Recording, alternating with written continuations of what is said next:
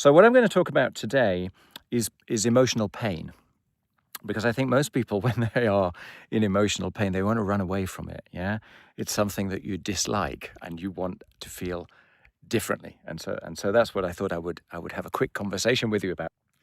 Most people, when they feel rotten, when they feel upset, when they feel hurt, they want to feel anything but that.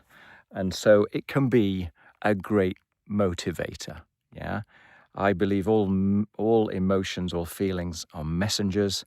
And once you've got the message, they tend to go away. Yeah.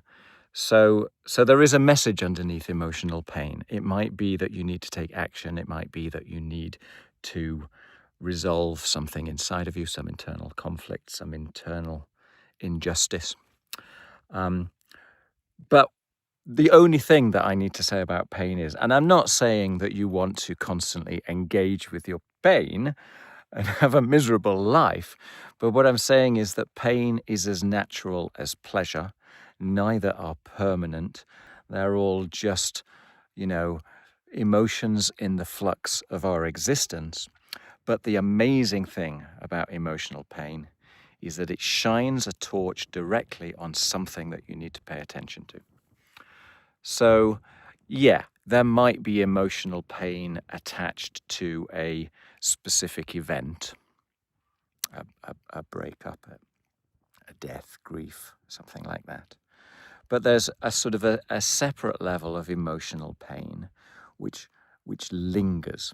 And that is more the one that I'm talking about, because that is a huge, huge message to pay attention to something.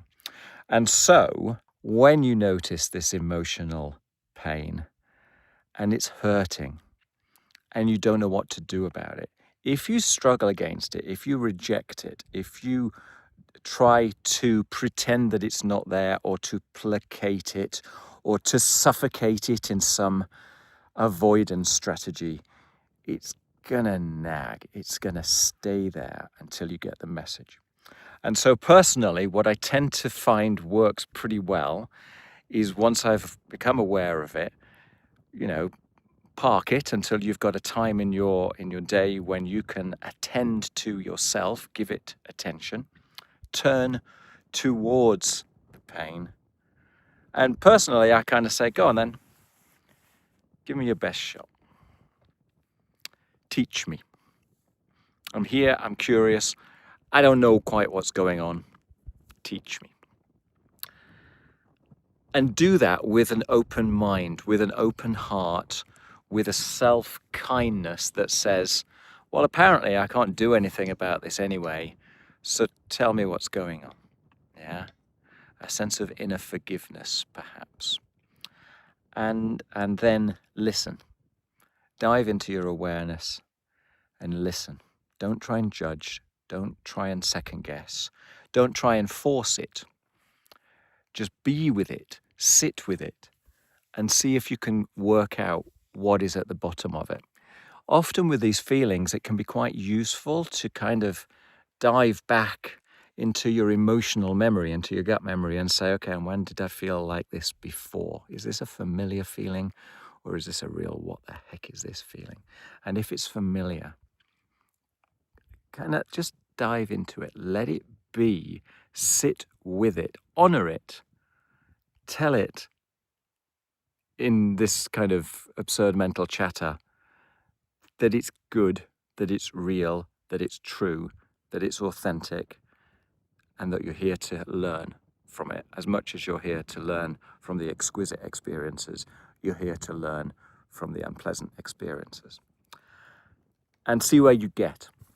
I talk a lot about journaling, and this is another wonderful one where once you've done this, it can be good to do a sort of a mental brain dump and scribble it all down and write it all down for the trash bin. Don't write it down as if you're going to keep it as a sacred script. This is just to let it go, to expunge yourself of it, to say, okay, I've got it, I've heard it, I understand it, I've written it down, thank you, and then let it go. There is a certain richness associated with pain, which I know it sounds a bit counterintuitive, but it can be exquisite in a very strange way. All I'm saying is all of these experiences of life are equally worth honoring. And I don't know, I used to kind of think that if it was a bad feeling, I shouldn't have it. I should push against it. And it turns out that's absolute nonsense. The way to learn from yourself is to honor the good and the bad in equal measure, and to live with it, to forgive it, to own it, to respond to it. Yeah? To take action if there are actions to be taken, but to accept and to find peace with. All right, cheers. Take care.